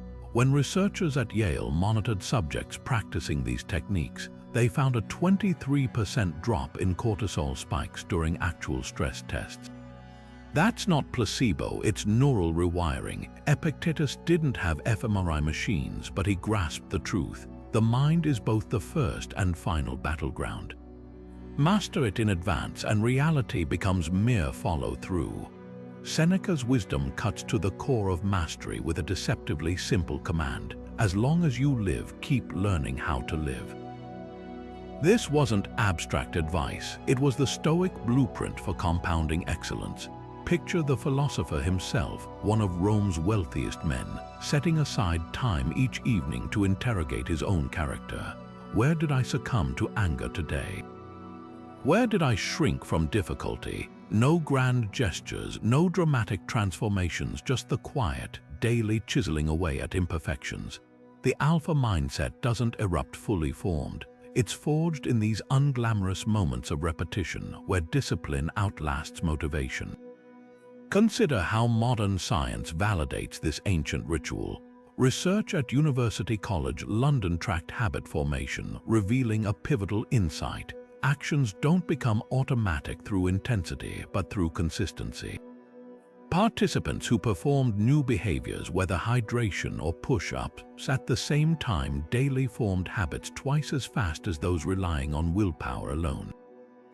Seneca anticipated this neuroscience by 2 millennia, framing philosophy not as an academic exercise but as daily hygiene for the mind. You're not given good character, you create it by action, he wrote, prescribing self-review with the same regularity as toothbrushing. History's most formidable figures operated on this rhythm. Benjamin Franklin's famed 13 Virtues notebook wasn't a one-time project. It was a lifelong ledger where he graded himself nightly on temperance, industry, and humility. Basketball legend Kobe Bryant's 4 a.m. club wasn't about heroic bursts of effort, but about showing up when no cameras rolled. These weren't just routines, they were systems for installing excellence at the cellular level, where decisions cease to be choices and become identity. The Stoic twist: Seneca didn't preach perfection, he worshipped progression. His letters reveal a man constantly stumbling, losing his temper with incompetent servants, wrestling with vanity, battling insomnia. The power came not from flawless execution, but from relentless course correction. Modern psychologists call this the aggregation of marginal gains, the philosophy that 1% improvements compound into unassailable advantage. A pianist doesn't master a concerto in one session, they conquer it measure by measure, day after day. Practical application: start with the daily debrief. Spend 5 minutes each night asking, what's one impulse I resisted today, one fear I faced, not to self-flagellate but to spot patterns. Next, implement micro-commitment stacking. Attach a new Stoic practice to an existing habit, review a quote while brushing teeth, practice voluntary discomfort during your commute. Finally, track consistency over intensity. Mark a calendar for every day you engage in deliberate self-mastery. The chain of X's becomes a visual leash pulling you forward. Seneca's genius was recognizing that transformation isn't an event, it's a process of showing up even when the glow of inspiration fades. No one is suddenly perfect, he warned. The alpha mindset knows that the person you become in 10 years depends entirely on what you choose to reinforce today. Not through heroics, but through the quiet accumulation of days when you practiced philosophy rather than just admired it. That's how ordinary men become extraordinary, not by leaps but by steps. And those steps, they're always available, always waiting, always mundane until they're miraculous. Marcus Aurelius, the most powerful man on earth, knelt in the dirt. Not in defeat, in deliberate practice. While lesser leaders demanded statues be erected in their honor, the Roman emperor wrote in his private journal, "Take a good hard look at people's ruling principle, especially the wise. What are they running from? What are they chasing?" This wasn't false modesty, it was strategic humility, the ultimate alpha flex. In an era where modern alpha culture conflates dominance with loudness and aggression, the Stoic emperor redefined strength as the quiet confidence to kneel because you know you can stand at any moment.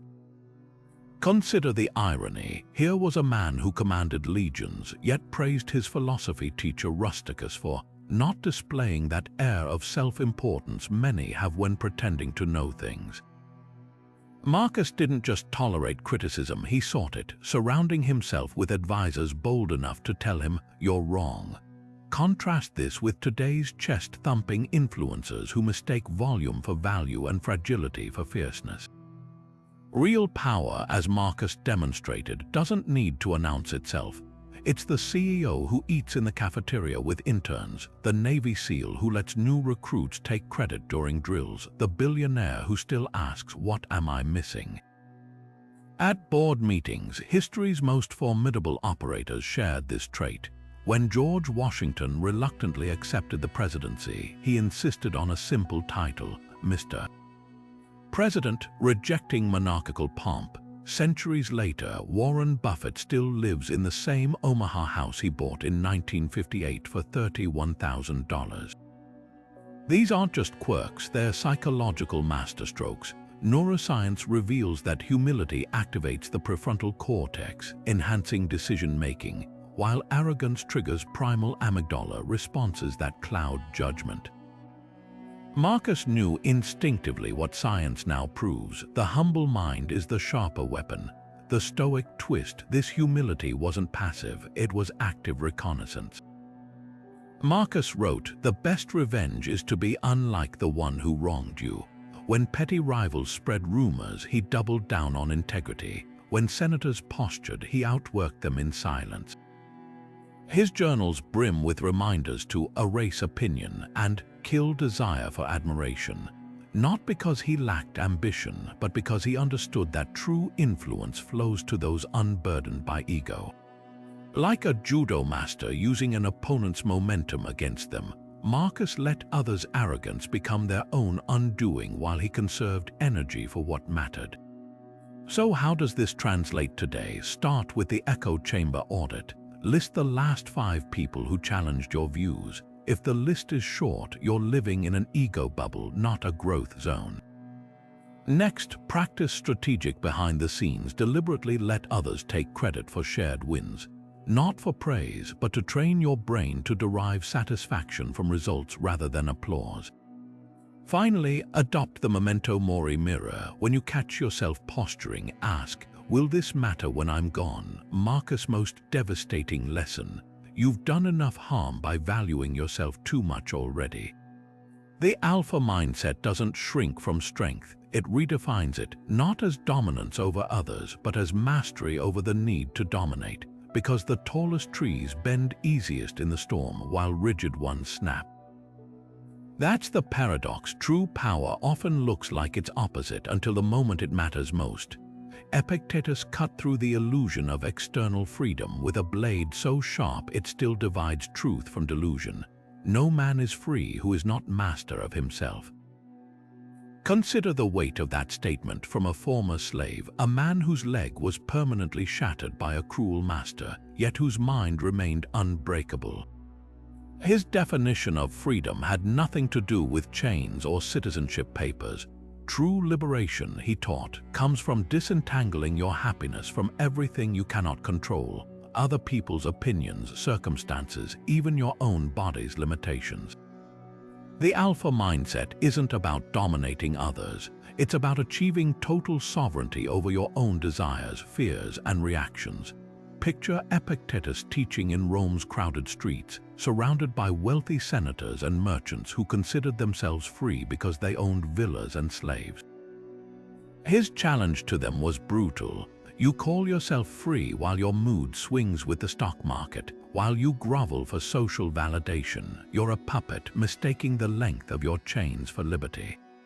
Modern psychology validates his insight. Studies on locus of control show that people who tie their self-worth to external validation, likes, promotions, possessions, experience chronic stress, while those who focus on internal mastery report higher resilience and life satisfaction. The Stoic path to this freedom involves 3 radical shifts. First, desire audit, interrogating every craving like a suspicious border guard. Want that luxury car? Ask, is this expanding my freedom or becoming a new form of servitude? Second, aversion, training deliberately embracing discomfort to prove to yourself that hardship can't dictate your peace. Epictetus made students practice poverty, public ridicule, even mock arrests. Third, and most crucial, ownership of attention, recognizing that while you can't control events, you always control where you shine the spotlight of your focus. History's truly free spirits lived this creed. Diogenes, the philosopher who lived in a barrel, laughed when Alexander the Great offered him anything he desired. "Just step aside, you're blocking my sunlight," he replied. That wasn't poverty, it was pure psychological independence. Centuries later, Viktor Frankl survived Auschwitz by realizing that while the Nazis controlled his body, they couldn't touch his ability to choose his thoughts. Everything can be taken from a man but one thing, the last of the human freedoms, to choose one's attitude, he wrote, echoing Epictetus across millennia. Practical application. Start with the Stoic firewall drill. When upset, ask, am I reacting to the event itself or my judgment about it? That pause creates the space for choice. Next, conduct craving autopsies. Track how often desires arise from boredom or social comparison rather than genuine need. Finally, practice micro-renegotiations, deliberately changing plans when tempted by convenience. Miss a workout because it's raining, go anyway. Proving weather isn't your master. Epictetus' most liberating truth: freedom isn't granted, it's claimed.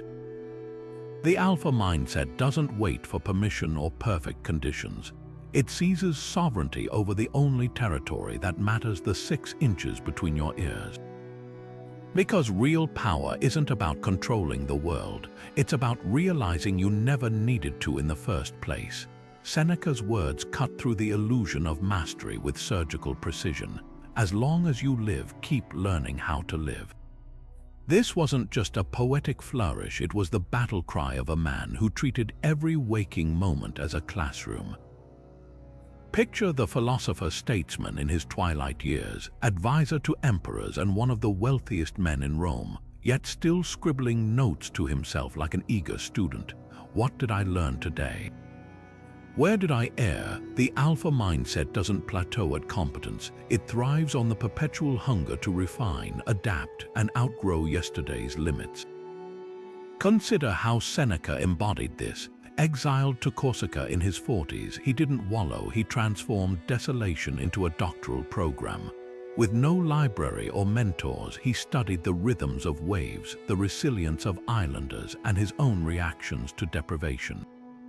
Later, as Nero's tutor, he turned palace intrigue into case studies on power dynamics. Modern psychology now confirms what Seneca practiced. Lifelong learners maintain cognitive flexibility far longer. A Cambridge study tracked professionals across industries and found those who deliberately acquired new skills into middle age outperformed peers by 38% in problem-solving tests. Their secret, treating expertise not as a trophy to display, but as clay to continually reshape. But Seneca's real genius lay in how he learned. His letters reveal 3 ruthless habits. First, collision with opposing views. He sought out debates with Stoics, Epicureans, even vocal critics, writing, "I'd rather know a little from many than much from few." Second, teaching to learn. He insisted his students explain concepts back to him, knowing articulation exposes gaps in understanding. Third, and most radical, failure mining. After any misstep, he'd conduct autopsies without self-judgment. What did this reveal about my blind spots? The modern parallels are striking.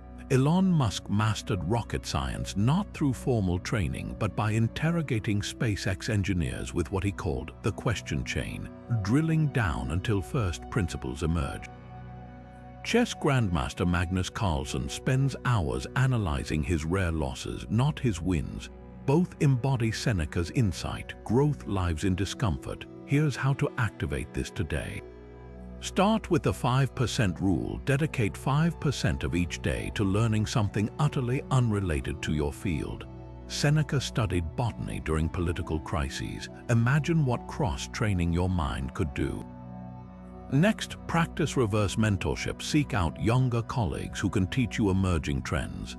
Finally, conduct ignorance audits. List 3 areas where your knowledge is outdated. Then seek correction like a detective chasing leads.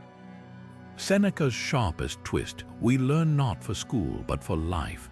The alpha mindset doesn't accumulate knowledge to impress, it hones wisdom to navigate chaos. Because in a world where most plateau at 35, the true competitive edge is staying forever a student. Marcus Aurelius scribbled a seemingly simple instruction in his private journal: take the view from above. At first glance, it reads like poetic musing, but unpack it, and you uncover the ultimate strategic advantage of the alpha mindset: the ability to zoom out when everyone else is trapped in the weeds. Picture the emperor himself on the Germanic frontier, surrounded by war councils debating troop movements, supply lines, and local skirmishes, then deliberately pausing to visualize the entire theater of conflict from a bird's-eye perspective.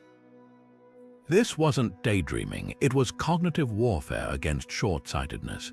What made Marcus' view from above technique so potent? Modern neuroscience reveals why this works, activating the brain's default mode network.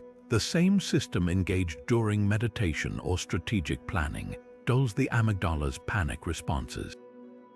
A Yale study found executives who practiced this aerial visualization made 28% more innovative decisions under pressure.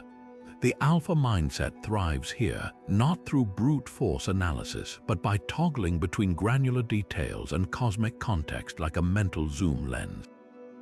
History's greatest strategists wielded this tool instinctively. When Dwight Eisenhower planned D-Day, he didn't just study beach maps, he visualized the entire European theater, then mentally walked both Allied and Axis decision paths.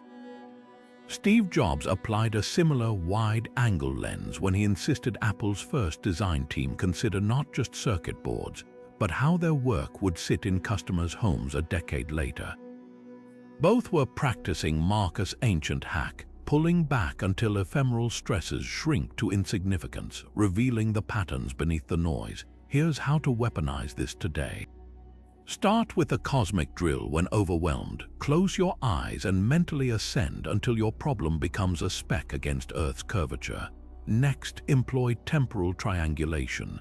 Ask how this issue will matter in 10 days, 10 months, 10 years. Finally, borrow the historian's gaze. Imagine future scholars studying your dilemma. Would they debate your minutiae or marvel at your response? Marcus' genius was recognizing that true power lies not in controlling every variable, but in seeing which variables actually matter. While others obsess over pawns, the alpha mindset surveys the entire board, and the hands moving the pieces, that's the edge no one can take from you. Epictetus drew a line in the sand with words that still cut through the noise of modern leadership. What's yours is your opinion, your pursuit, your desire, your aversion, in short, your actions. What isn't yours? Your body, property, reputation, status, in short, everything not your own doing. At first glance, this might seem like a philosophical abstraction, but unpack it, and you uncover the operating system of true alpha leadership, the radical ownership that separates rulers from reactors. The former slave wasn't just teaching self-awareness, he was laying out a power grid where accountability becomes the ultimate competitive advantage. Consider how this plays out in high-stakes environments. When a Navy SEAL team botches a mission, they don't waste breath blaming intel failures or equipment malfunctions. They conduct an after-action review where the only acceptable language is, "Here's where I failed." This isn't masochism, it's leverage. By taking full ownership of even external setbacks, they convert chaos into actionable data.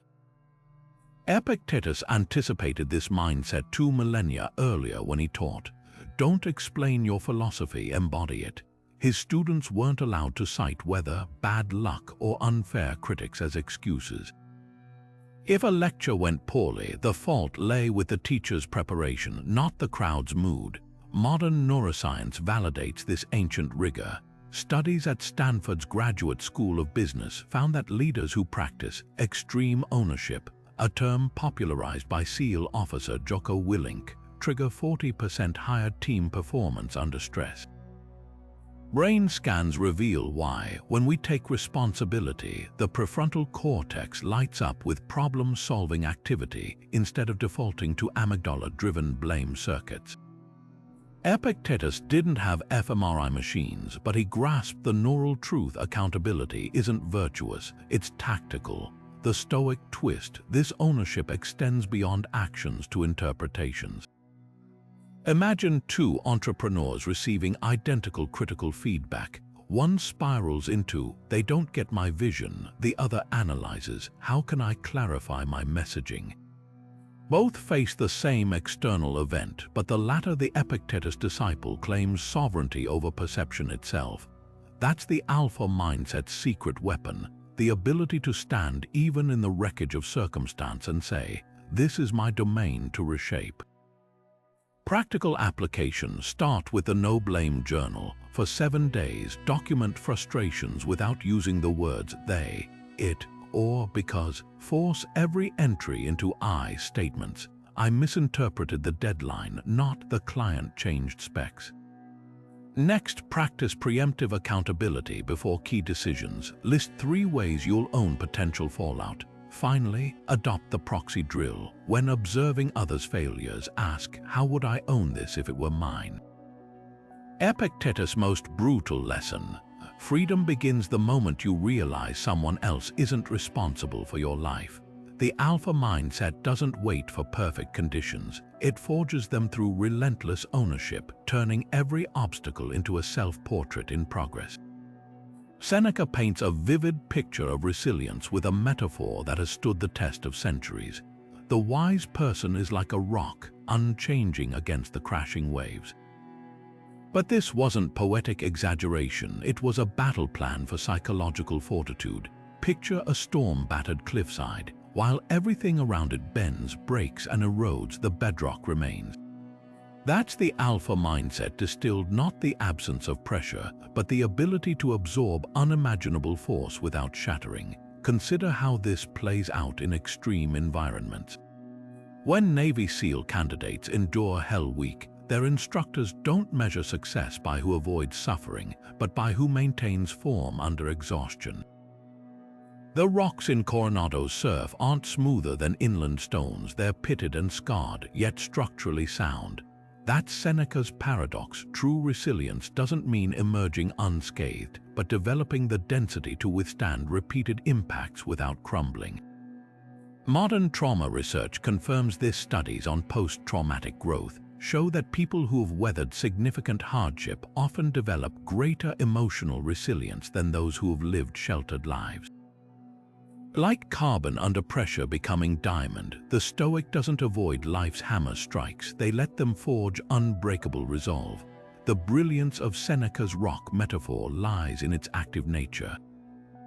A boulder doesn't just passively endure, it redirects force. Think of a quarterback like Tom Brady facing a blitz. His calm isn't about ignoring the rush, but using it to pinpoint receivers downfield. Or examine how chess grandmaster Magnus Carlsen thrives in time pressure. His brain doesn't panic at dwindling clocks, it metabolizes stress into sharper calculations. This is Stoic resilience in action, not a force field against chaos, but a transformer converting turbulence into output. Seneca himself demonstrated this during his exile to Corsica. Where others would have collapsed into self-pity, he treated banishment as a laboratory. With no library or colleagues, he studied the island's geology, how certain stones resisted erosion while others turned to sand. His letters reveal the insight. Difficulty strengthens the mind as labor does the body. That's the rock mentality, not asking why me, but what can this reveal? Practical application. Start with the pressure exposure drill. Once weekly, place yourself in controlled discomfort, cold showers, public speaking, fasting. Not to prove toughness, but to observe your mind's response patterns. Next, practice impact analysis. After setbacks, journal not just the event, but your structural integrity during it. Did you splinter or hold form? Finally, adopt the geologist's gaze when overwhelmed. Visualize your challenge as eons of pressure forming something unbreakable. Seneca's sharpest twist: rocks don't resist waves, they outlast them. The alpha mindset knows storms aren't interruptions, they're the curriculum. Every crashing wave that doesn't break you isn't just survived, it's absorbed into your foundation, making the next impact easier to bear. That's the paradox of the Stoic rock. The more it's struck, the more it stands. Marcus Aurelius, the philosopher king who ruled Rome through plague and war, left behind a radical truth in his private journals. The impediment to action advances action. What stands in the way becomes the way. This wasn't just resilience poetry, it was the ultimate playbook for thriving in chaos. Picture the emperor on the Germanic frontier, where ice choked supply lines and mutinous generals questioned his authority. While lesser leaders would have rigidly clung to plans, Marcus adapted like water, shifting tactics, absorbing setbacks as fuel, even turning blizzards into advantages by training troops in conditions their enemies couldn't endure. The alpha mindset doesn't just weather storms, it learns to sail in them. Modern neuroscience reveals why this adaptability is the hallmark of elite performers. Studies at Columbia University found that people trained in cognitive flexibility, the ability to pivot strategies mid-task, solve complex problems 42% faster than rigid thinkers. Special Forces selection courses test this ruthlessly. When candidates' carefully rehearsed raid plans collapse, instructors don't care about the original blueprint, only whether recruits can improvise with whatever's at hand. Marcus anticipated this science when he wrote, "The art of living is more like wrestling than dancing because it requires readiness to stand firm against what comes at you suddenly and without warning." The Stoic approach to adaptability hinges on three mental shifts. First, situational alchemy, treating obstacles as raw material. When Marcus' troops faced food shortages, he didn't hoard rations. He cut his own portions publicly, turning scarcity into a morale booster. Second, identity fluidity, the willingness to shed roles when needed. The emperor who commanded legions by day wrote in his journal at night, "Throw away your books, stop letting yourself be distracted." Even supreme authority couldn't trap him in fixed self-concept. Third, strategic surrender, knowing when momentum, not muscle, wins. Like a judo master using an opponent's force against them, Marcus advised, the way around is through. Business titans now weaponize these principles. When Netflix's DVD business faced obsolescence, Reed Hastings didn't stubbornly defend the old model. He torched it to fuel streaming's rise. Amazon's Jeff Bezos institutionalized adaptation with his Day One mantra, treating even trillion-dollar success as a prototype. These operators grasp what Marcus knew. Volatility doesn't discriminate, it tests everyone, but only the adaptable inherit the future. Practical applications start with the scenario flip drill. When plans falter, ask, how could this exact situation actually benefit me? Traffic jam becomes podcast time. Rejected proposal reveals market blind spots. Next, practice identity shedding once a quarter. Drop a title or habit that no longer serves you. Finally, adopt the bamboo principle. Like bamboo bending in typhoons yet outlasting oaks, train flexibility through controlled stresses, cold showers, improvisation exercises, even changing daily routines. Marcus' genius was recognizing that rigidity is fragility in disguise. The universe is change, he wrote, our life is what our thoughts make it. The alpha mindset doesn't just pivot, it thrives on the pivot, finding in every disruption not a threat, but the universe's way of whispering, time to evolve. Epictetus, the former slave who became one of history's most sought-after teachers, reduced the entire alpha mindset to its purest form with a single razor-edged definition. Virtue is the soul good, vice the soul evil, all else is indifferent. This wasn't abstract philosophy, it was a battle plan for unshakable integrity. Imagine a man whose body bore the permanent scars of cruelty, yet whose mind remained freer than his oppressors, declaring that true power has nothing to do with wealth, status, or conquest. The ultimate alpha flex, measuring success not by external trophies, but by the alignment between your actions and your deepest principles. Consider how this plays out in extreme environments. When Antarctic explorer Ernest Shackleton's ship, the Endurance, was crushed by ice in 1915, he didn't just save his crew through navigation skills, he did it through moral leadership. While stranded for months on shifting floes, he maintained fairness in food rations, banned favoritism, and even ordered the destruction of personal keepsakes to lighten sleds. Every decision was a referendum on character. Shackleton didn't know Epictetus' teachings verbatim, but he embodied them. Circumstances don't make the man, they reveal him. That's the Stoic definition of success in action, not reaching the destination, but upholding excellence regardless of conditions. Modern neuroscience confirms the Stoic paradox. Virtue isn't just noble, it's strategic. UCLA studies on high-performing teams found that those operating with clear ethical frameworks made decisions 37% faster under pressure than those focused solely on outcomes. Why moral clarity eliminates hesitation. Navy SEAL trained this way, they're famous. No man left behind. Ethos isn't sentimentality, it's combat psychology. Knowing your team will prioritize virtue over survival actually reduces panic, freeing cognitive bandwidth for problem solving. Epictetus anticipated this when he taught that moral excellence isn't a constraint, it's the ultimate performance enhancer. The Stoic path to this mindset involves three radical shifts. First, redrawing victory's boundaries. Success isn't promotions or paychecks, but the quiet knowledge you didn't compromise core values to get them. When Marcus Aurelius wrote, "Waste no more time arguing what a good man should be one," he wasn't preaching. He was describing the warrior's edge. Second, practicing poverty. Periodically stripping away comforts to prove happiness isn't tied to externals. Billionaire investor Ray Dalio still lives in the same modest Connecticut home he bought decades ago, not from frugality but as a psychological bulwark against corruption by wealth. Third, the integrity audit, regularly asking, "Would I want this action broadcast to the world?" Cato the Younger, the Roman senator who became a living symbol of incorruptibility, famously refused to lower his voice during speeches so no one could accuse him of secret dealings.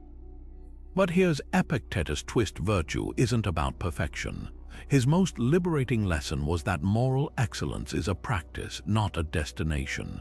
When he caught himself losing patience with a slow learner, he didn't self-flagellate. He analyzed the trigger, adjusted his teaching method, and moved forward. That's the alpha mindset's secret. It's not about never falling. It's about always rising with principle intact. Practical application. Start with the shadow. Resume. Alongside your career achievements, document moments you chose integrity over advantage. Next, conduct stress test scenarios. Mentally rehearse how you'd handle ethical dilemmas before they arise. Finally, adopt the Cato drill. Once a month, take a stand on a minor issue you'd normally let slide. Correct a small misinformation, return excess change, refuse to laugh at an unethical joke. These micro-tests build the muscle memory of courage. Epictetus' legacy is the ultimate equalizer. No man is free who is not master of himself. The gladiator and the emperor kneel at the same altar, not of power but of character. Because the alpha mindset's final revelation is this: true dominance isn't over others, it's the relentless discipline of aligning your smallest actions with your highest self. That's the victory no one can take from you.